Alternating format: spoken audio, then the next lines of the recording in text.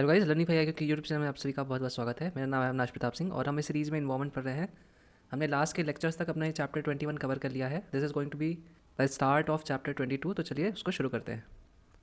तो हमारा जो चैप्टर 22 है, it is about international environmental convention and laws part 2।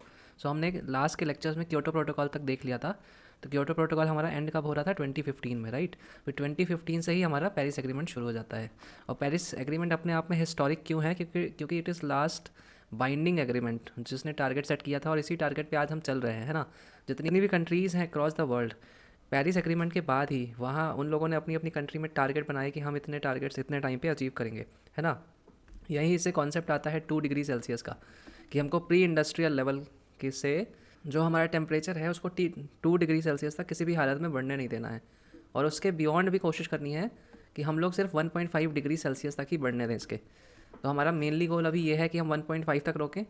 इसके पहले का गोल क्यों बनाया गया है? ताकि हम इसको अचीव कर सकें। अगर पहले का टारगेट या छोटा टारगेट बना के चलेंगे तो जो हमारा अल्टीमेट टारगेट है उसको ब्रीच करने के चांसेस कम हो जाते हैं। तो यहाँ पे वही सारी चीज़ें लिखी हुई हैं कि पेरिस एग्रीमेंट में क्या क्या चीज़ें थी। इसके बाद इंपॉर्टेंट एक बात क्या है, ये लीगली बाइंडिंग है। तो जितनी भी पार्टीज इसको साइन करी हैं, ऑलमोस्ट सारी कंट्रियों ने कर रखा है पेरिस एग्रीमेंट को साइन, उनको इसके रिगार्डिंग लॉज भी बनाने पड़ेंगे अपनी अपनी कंट्री में जाके। तो यहाँ पे देख सकते हैं टेम्परेचर का क्राइटेरिया लिखा हुआ है। फिर पेरिस एग्रीमेंट में ही बात हुई थी कि जो रिच कंट्रीज़ हैं वो $100 बिलियन प्रोवाइड करेंगी टू डेवलपिंग कंट्रीज़ या under developed countries for climate change mitigation.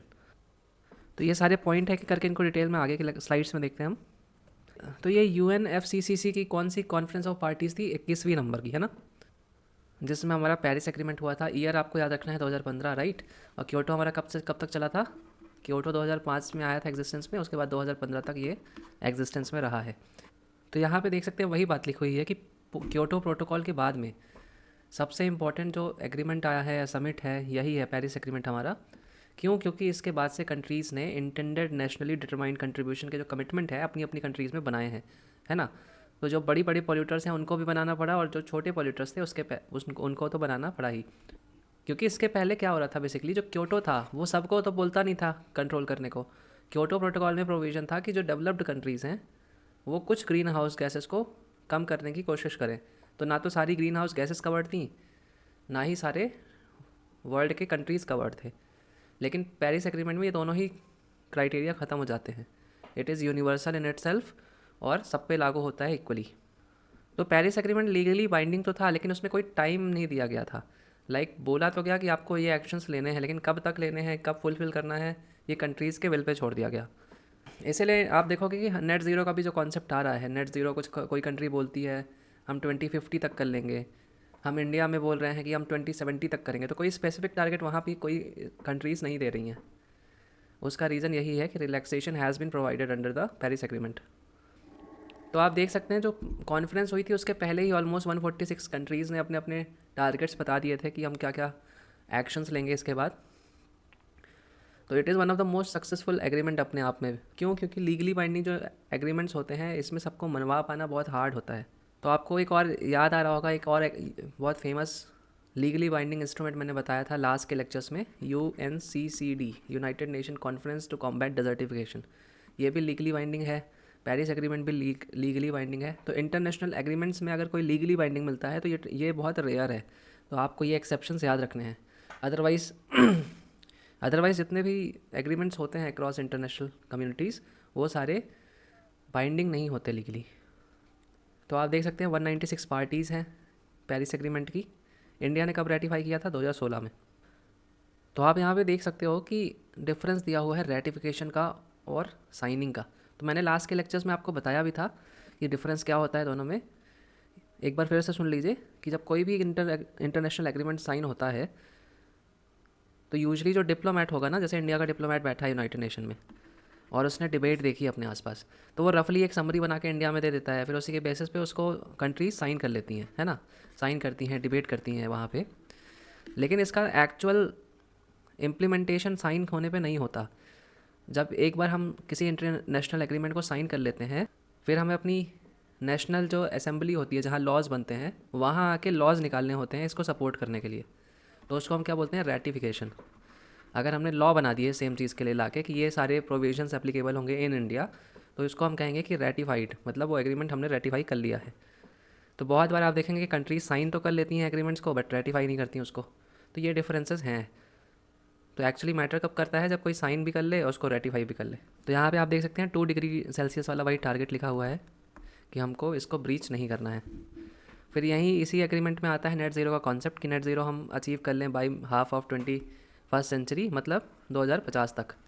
तो इसीलिए जो डेवलप्ड कंट्रीज़ हैं वो 2050 तक का टारगेट ले भी रही हैं बहुत सारी, लेकिन इंडिया क्योंकि डेवलपिंग है तो हमने तो बोला है वर्ल्ड को कि हम 2070 तक करेंगे। चाइना का ऐसे अपना कोई टारगेट है कि वो इतने टाइम तक करेगा, तो हर कंट्री अपना अपना इसमें टाइम लेने वाली हैं। फिर यहाँ पे देख सकते हैं इसके 2 डिग्री सेल्सियस के टेम्परेचर टारगेट के साथ साथ जो कंट्रीज़ हैं 1.5 डिग्री सेल्सियस वाला टारगेट अचीव करने की कोशिश करेंगी।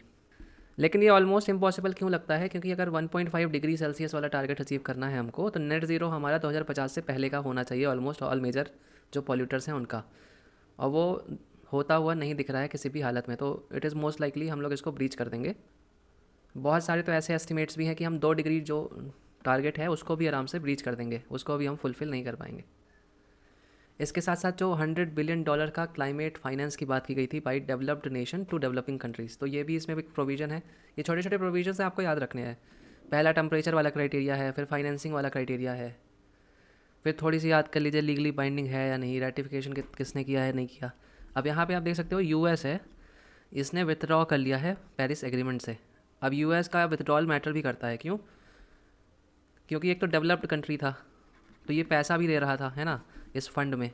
उसके साथ साथ ये एमिटर भी बहुत बड़ा है अपने आप में, तो ये भी अब पॉसिबल नहीं हो पाएगा कि इनको हम कंट्रोल कर सकें। तो यूएस में जितनी पहले ऑयल फील्ड्स बंद हो गई थी इन्वायरमेंट लॉस के चक्कर में, अब उनको भी वापस स्टार्ट करने की बात हो रही है। जो अभी इलेक्शन में जीत के डोनाल्ड ट्रंप आए हैं यूएस के नए प्रेसिडेंट,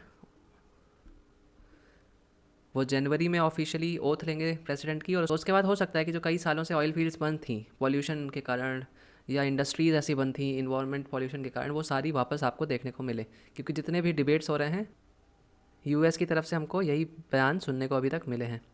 और इससे अब इवेंचुअली होगा क्या ना कि जब अगर यूएस ये करने लगेगा जनवरी के बाद से, तो इसका इफ़ेक्ट होगा पूरे वर्ल्ड में। बहुत जो कंट्रीज़ पहले मोटिवेटेड थी कि हम एक्शंस लेंगे और क्लाइमेट अपने एमिशंस को कम करेंगे, जब वो यूएस जैसी बड़ी कंट्री को देखेंगे कि इन लोग को तो कोई मतलब ही नहीं है, हम क्यों फिर अपनी इकॉनमी डिस्ट्रॉय करें, तो एक रेस टाइप शुरू हो जाएगी, एक डोमिनो इफेक्ट कि यूएस ने छोड़ा फिर उसके बाद कई कंट्रीज आपस में छोड़ती जा रही हैं, फिर सबका ध्यान हटता जा रहा है। तो अपने आप में एक चिंता का विषय भी बहुत बड़ा है ये, है ना। इसके आगे इम्प्लीकेशंस क्या होंगे we will have to see that, but अभी के लिए इतनी ही न्यूज़ है। फिर 2012 में ही जो नेट ज़ीरो का कॉन्सेप्ट है उसको ऑफिशियली इन लोग बोलते क्या हैं, क्लाइमेट न्यूट्रल नाउ। तो यूएनएफसीसी की सेक्रेटरीट जो है उसने लॉन्च किया था। इसमें वही टारगेट है कि 2050 तक हम लोग कोशिश करते हैं कि नेट ज़ीरो पहुंच जाए ऑलमोस्ट सारी कंट्रीज़ जो है।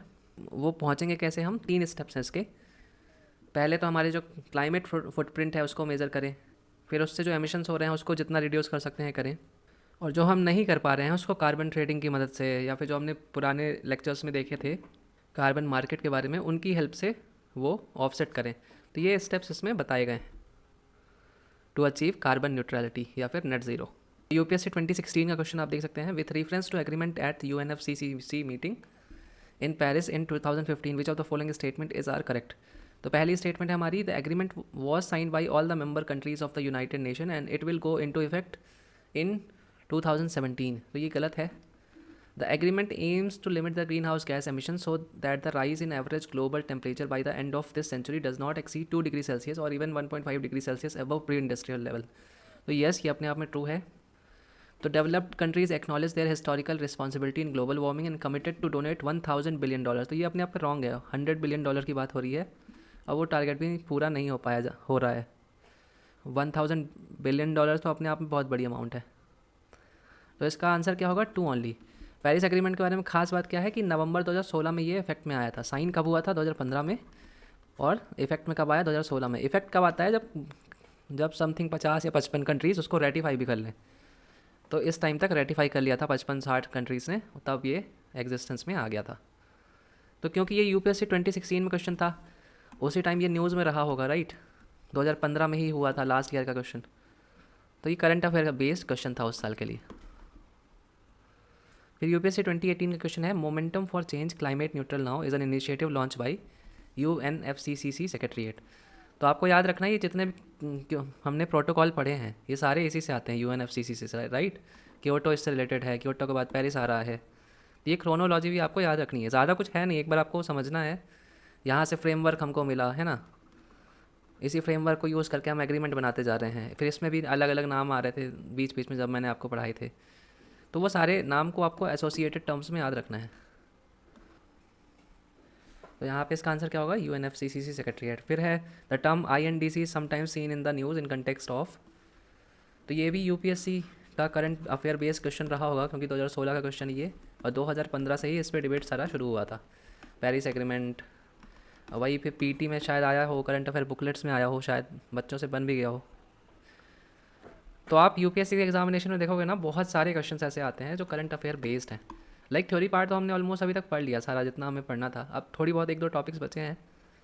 बाकी के जो चैप्टर्स अब हम पढ़ने वाले हैं आगे, उसमें से कुछ ज़्यादा थ्योरी से आता नहीं है, उससे मोस्टली आपको क्वेश्चंस दिखेंगे करंट अफेयर बेस्ड, जो आपको लास्ट में PT 365 विजन की जो आती है उससे मिल जाएगा, या फिर और भी कोई करंट अफेयर की जो ईयरली बुकलेट आती है उससे पढ़ने को ज़्यादा हेल्प मिलेगी।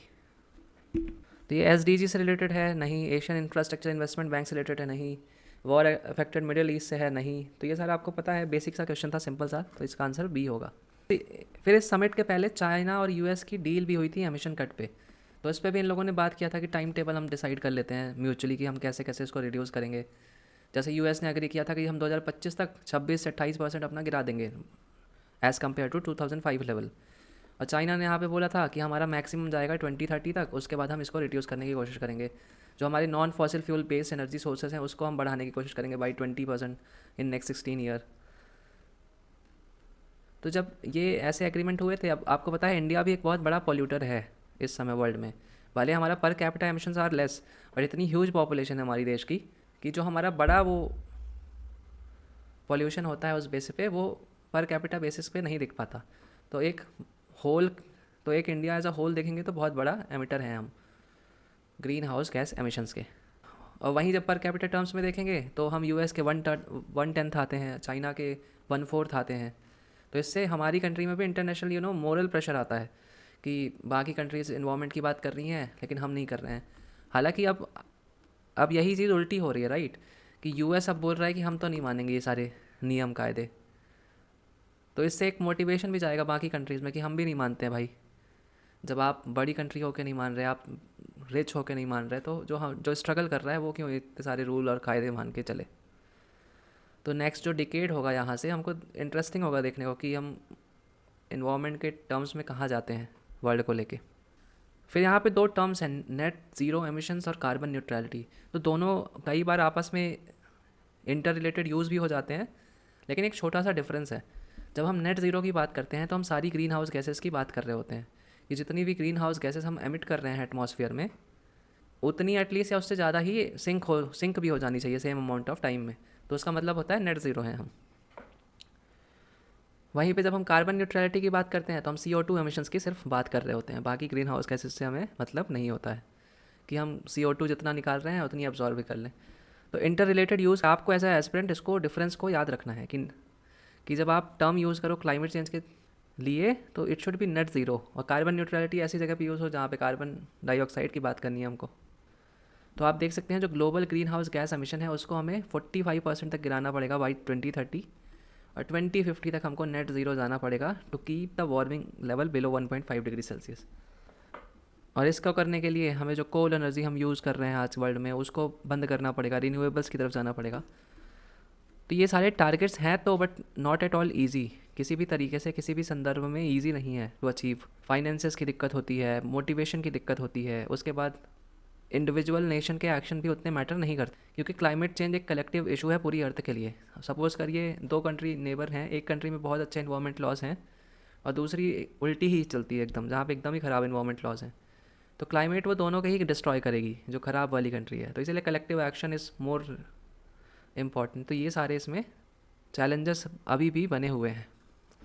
अब यहाँ पे सबसे बेस्ट परफॉर्मिंग कंट्रीज़ कौन कौन सी हैं देख सकते हैं। भूटान हमारा जो नेबर है ये ऑलरेडी कार्बन न्यूट्रल कंट्री है। कार्बन न्यूट्रल मतलब ये जितना कार्बन एमिट नहीं करते उससे ज़्यादा ये एब्जॉर्व कर लेते हैं। उसके बाद सूरीनेम भी है, ये भी कार्बन न्यूट्रल है या कार्बन नेगेटिव है।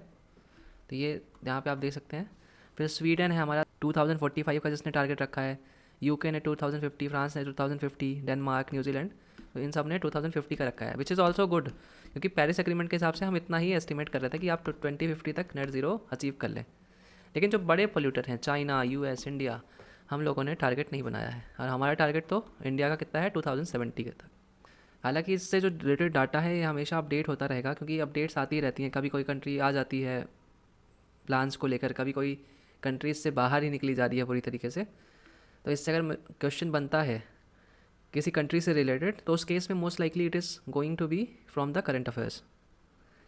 फिर यहाँ पे आप देख सकते हैं नेट ज़ीरो एमिशंस की रेस देख सकते हैं, तो किस तरीके से कलर कोड किया गया है। ग्रीन वाले अचीव्ड हैं, इन लॉज वाले हैं, नो टारगेट डिस्कशंस है, तो आप पूरी कंट्रीज़ का यहाँ पे देख सकते हैं। फिर नेट ज़ीरो का टारगेट सबने कितना दिया हुआ है वो भी यहाँ पे लिखा हुआ है।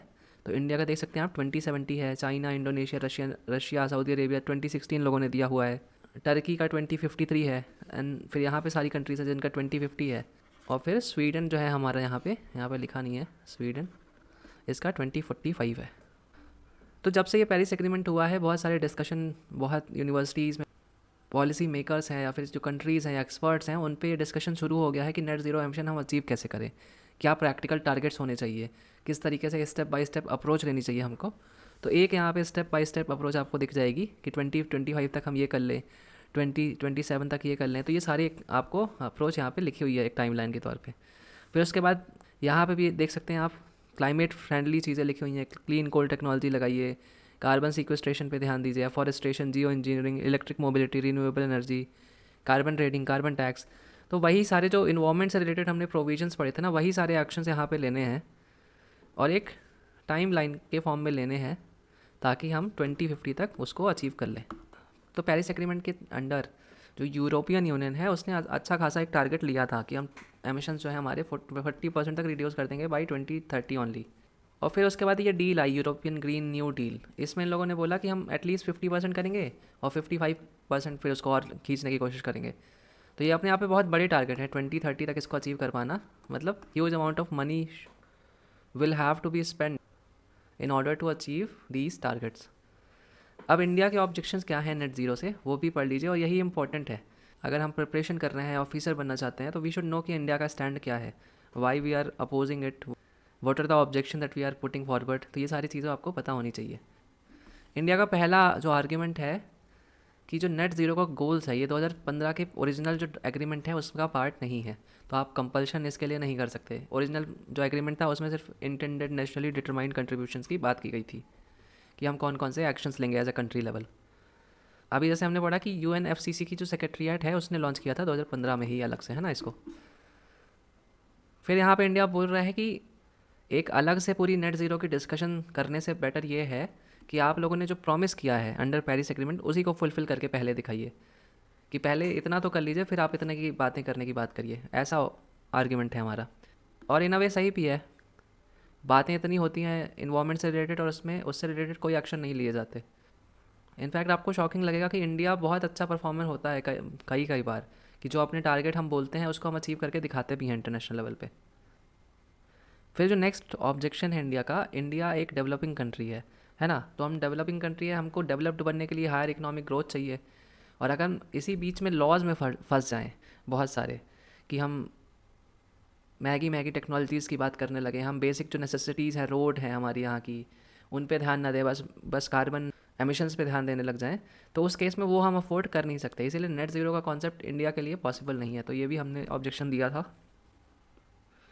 यहाँ पे आप देख सकते हैं India is well on its way to over achieve its 3 target under Paris agreement. तो हमने जो टारगेट अपने पेरिस एग्रीमेंट में प्रॉमिस किए थे, we are over achieving it, मतलब हम ऑलरेडी उसको 3 को पा चुके हैं। फिर यहाँ पे रोड मैप्स है, एक बार आप रीडिंग कर लीजिएगा क्या क्या कर सकते हैं। ऑलमोस्ट सारे पॉइंट सेम ही होते हैं, कोई बदलते नहीं है ना। आपको बस इनको लिखना आना चाहिए। इनमें आपको बस याद क्या रखना है, टर्म्स को याद रखना है। ऑफ साइट रिन्यूएबल, तो जैसे आप कोई स्टेटमेंट या सेंटेंस लिख रहे हैं, वहाँ पे ऑफ साइट अगर यूज़ कर देंगे, ये टर्म यूज़ कर देंगे, तो अगर जो एग्जामिनेशन चेकर है वो जब ये टर्म पढ़ेगा फैंसी वाले, कोई जो ये सारे वर्ड्स होते हैं इन्वायरमेंट से रिलेटेड, तो मोस्ट लाइकली वो खुश हो जाएगा कि आपको पता है ये टर्म, आपको हाफ मार्क्स दूसरों से ज़्यादा दे देगा। और यही हाफ मार्क्स मिलके जाके लास्ट में एज बना देते हैं। तो इसमें आपको याद क्या रखना है, मेनली टर्म्स को याद रखिए, उनके मीनिंग क्या है। बाकी जो कॉन्सेप्ट हैं ऑलमोस्ट सेम है, हम लास्ट के इतने सारे लेक्चर्स में कई बार इनको पढ़ चुके हैं। फिर यूएनईपी रिलीज़ करता है एक एमिशन गैप रिपोर्ट। तो एमिशन गैप रिपोर्ट है किसके बारे में, पेरिस एग्रीमेंट के बारे में। तो ये रिपोर्ट हर साल आती है, यूएनईपी रिलीज़ कर रहा है इसको, और इसमें सिर्फ बात क्या की जाती है कि हमें कितना करना चाहिए था अभी तक और हम कितना कर रहे हैं एक्चुअली। इसमें बस यही गैप देखा जाता है कि एमिशन जो हमारा गैप होना चाहिए था और कितना कर रहे हैं, वो गैप कितना है, और उसी बारे में पूरी रिपोर्ट आती है। तो यहाँ पे फाइंडिंग्स दी हुई हैं एमिशन गैप रिपोर्ट 2022 की, नॉट सो इम्पॉर्टेंट, रीडिंग करना हो कर लीजिए, बट मेरे हिसाब से अब कोई इसका इंपॉर्टेंस है नहीं। फिर 2013 का भी अब कोई इंपॉर्टेंस नहीं है, 24 की क्योंकि रिपोर्ट आ चुकी है। तो हालांकि बुक में ये लेटेस्ट है, हम यहाँ अपने लेक्चर में 2024 वाली डायरेक्टली देखते हैं, जो नेक्स्ट ईयर आने के बहुत हाई चांसेस है इसके। तो ये आप देख सकते हैं अभी आई है 28 अक्टूबर 2024 की, तो एकदम ही रीसेंट है, राइट। अब COP 29 होने वाला है UNFCCC का, बाकू अजरबैजान में, है ना। तो UNEP ने रिलीज़ की है एमिशन गैप रिपोर्ट 2024। तो हाइलाइट्स क्या है रिपोर्ट्स की, तो यहाँ पे पहले करंट ट्रेजेक्ट्री बताई गई है। इसमें यही बोला गया है कि जो जिस तरीके से अभी कंट्री अक्रॉस द वर्ल्ड चल रही हैं, अगर वैसे ही चली तो हम लोग 2 डिग्री सेल्सियस तो छोड़िए 3.1 डिग्री सेल्सियस भी पहुंच जाएंगे अबव प्री इंडस्ट्रियल लेवल। तो एक ह्यूज गैप है यहाँ पे, है ना। फिर पेरिस एग्रीमेंट एट रिस्क की बात की गई है यहाँ पे, कि जितनी कंट्रीज़ हैं उन्होंने जितनी नेशनली डिटरमाइंड कंट्रीब्यूशंस की बात की गई है, अगर वो सारे भी अचीव हो जाएँ तब भी 2.6 degree Celsius of global warming तक पहुँच जाएंगे। लेकिन हमारा टारगेट क्या है, 2 डिग्री सेल्सियस का। उसमें भी हमने एक टारगेट रखा था 1.5 डिग्री सेल्सियस का। तो ये दोनों ही टारगेट आराम से ब्रीच हो रहे हैं अभी। फिर यहाँ लिखा हुआ है to limit global warming to 1.5 degree Celsius, green house gas emission must peak before 2025 at the latest and decline to 43% by 2030। तो पीक 2025 में तो आ नहीं रहा है किसी हालत में, ये आपने एक टर्म तो दिया हुआ है, इसका मतलब है 1.5 डिग्री सेल्सियस वाला हमारा टारगेट ब्रीच होगा ही होगा, क्योंकि इसके तो दूर दूर तक कोई असर अभी दिख नहीं रहा है। नेक्स्ट ईयर ही कुछ मंथ बाद ही 2025 लगने भी वाला है। फिर इसके बाद रिकॉर्ड हाई एमिशंस की बात की गई है, कि जो ग्रीन हाउस गैस एमिशंस हैं वो 57.1 giga tons of carbon dioxide के इक्विवेलेंट पहुंच गए हैं 2023 तक। तो ये हमेशा ये फिगर बढ़ता ही जा रहा है। इंडिया के एमिशन कितने बड़े हैं, 6.1%। बाकी जो पूरे ग्लोबल एमिशंस हैं वो कितने बड़े हैं, 1.3%। तो इसका डिफरेंस यही है कि हम लोग कितनी तेज़ी से डेवलप कर रहे हैं अपनी इकोनॉमी को, इंडस्ट्रीज़ बढ़ रही हैं, इसीलिए हमारा एमिशन भी बहुत तेज़ हो रहा है as compare to the rest of the world. फिर मेजर एमिटर्स की यहाँ बात की गई है, देख सकते हैं आप। तो जो हमारी G20 कंट्रीज़ हैं एक्सक्लूडिंग अफ्रीकन यूनियन, ये कंट्रीब्यूट करती हैं 77% ऑफ द ग्लोबल एमिशन। तो आप देख सकते हैं सिर्फ G20 कंट्रीज़ का कितना बड़ा इम्पैक्ट है। और जो हमारे 6 लार्जेस्ट एमिटर हैं वो अकेले 63% ऑफ एमिशंस करते हैं। तो ये कौन से हैं, ये देख सकते हैं आप। सबसे ज़्यादा एमिशन कौन कर रहा है, चाइना अभी कर रहा है वर्ल्ड में, उसके बाद US कर रहा है, उसके बाद इंडिया कर रहा है 3rd नंबर पे, फिर यूरोपियन यूनियन है वो कर रहा है, इसके बाद रशियन फेडरेशन है उसके बाद, और ब्राज़ील है। तो ये रैंकिंग आपको याद रखनी है ना, क्योंकि ये करंट अफेयर बेस्ड है, it can be asked in next year prelims. ये चाइना 1st नंबर पे है, US 2nd, India is at number 3।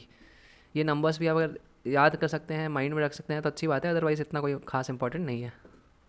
फिर पर कैपिटा एमिशंस की बात की गई है, कि 2022 में जो इंडिया का पर कैपिटा एमिशन था ग्रीन हाउस गैसेस का, वो था 2.9 tons of carbon dioxide emissions, right. जो कि चाइना के 11 टन से और US के 18 टन से काफ़ी लोअर है। वहीं पे जो डेवलप्ड कंट्रीज़ हैं हमारी, उनका per capita emission is about 3 times above the global average. Global average कितना है, 6.6 tons of carbon dioxide. India का, अफ्रीका यूनियन का और लीस्ट डेवलप्ड कंट्रीज़ का अभी भी एवरेज से नीचे है पर कैपिटा बेसिस पे, और ओवरऑल बेसिस पे we are the 3rd largest emitter, right. इसको आपको याद रखना है। फिर नेसेसरी एमिशन कट कितने हैं अभी वर्ल्ड के लिए, कि 2035 तक हर साल हमको 7.5% एमिशन कट करने पड़ेंगे in order to reach 1.5 degree Celsius वाला टारगेट। फिर cost of bridging the gap क्या है, कि कितना पैसा लगेगा नेट ज़ीरो अचीव करने के लिए बाई 2050। तो आप देख सकते हैं $900 बिलियन से लेकर $2.1 ट्रिलियन तक एनुअली लगेगा इतना पैसा, और इतना पैसा लगाना इन्वायरमेंट में और भी मुश्किल होता जा रहा है। फिर एमिशन रिडक्शन के पाथवेज क्या क्या हैं, सोलर और विंड एनर्जी को हम बढ़ा के 27% एमिशन रिडक्शन कर सकते हैं, उसके साथ साथ फॉरेस्ट कंजर्वेशन एंड रिस्टोरेशन से हम 20% तक रिडक्शन कर सकते हैं। तो ये दो बड़े बड़े मेजर पॉइंट हैं। फिर यहाँ पे इंडस्ट्री वाइज देख सकते हैं आप किसका कितना कंट्रीब्यूशन है इन कार्बन डाइऑक्साइड एमिशन। तो सबसे लार्जेस्ट बड़ा कंट्रीब्यूशन कहाँ से आ रहा है? पावर सेक्टर से। कोल बेस्ड पावर है, उससे सबसे ज़्यादा कार्बन निकल रही है, राइट। फिर इंडस्ट्रीज़ है, फिर ट्रांसपोर्ट है, रोड, एविएशन, अदर, इससे भी 15% निकल रहा है। सॉरी, पावर के बाद ट्रांसपोर्ट है 15%। इसी तरीके से आप नंबर्स देख सकते हैं, एग्रीकल्चर का 11% है, इंडस्ट्रीज़ का 11% है। तो इसमें भी क्रोनोलॉजी याद रख सकते हैं कि पावर इज़ हाईएस्ट, फिर ट्रांसपोर्ट है ना, फिर एग्रीकल्चर और इंडस्ट्री है। एग्रीकल्चर 11 में है, इंडस्ट्री 11 पे है। तो ये आपको एक क्रोनोलॉजी याद रखनी है। तो 2000 जो हमारी 24 की एमिशन गैप रिपोर्ट थी, इसमें इतने इंपॉर्टेंट पॉइंट्स हैं, इनको आप अच्छे से पढ़ लीजिएगा एक बार, और इनकी एक रफ समरी अपनी बुक में लिख लीजिएगा, क्योंकि बुक यहाँ तक अभी अपडेटेड नहीं है, ताकि नेक्स्ट ईयर में आए तो आपको बन जाए। हालांकि ये नेक्स्ट ईयर प्रीलिम्स में आपको नेक्स्ट ईयर के करंट अफेयर में दिखेगी, PT 365 जो विजन की आती है उसमें भी आएगी, और बाकी जो करंट अफेयर मैगजीन्स होती हैं उसमें भी आपको देखने को ये मिल सकती है एमिशन गैप रिपोर्ट। तो इस लेक्चर में यही तक था। Thank you for watching the video. Like और सब्सक्राइब कर दीजिए ताकि जब नेक्स्ट वीडियो आए उसके नोटिफिकेशन आपको ईजिली मिल जाए। Thank you.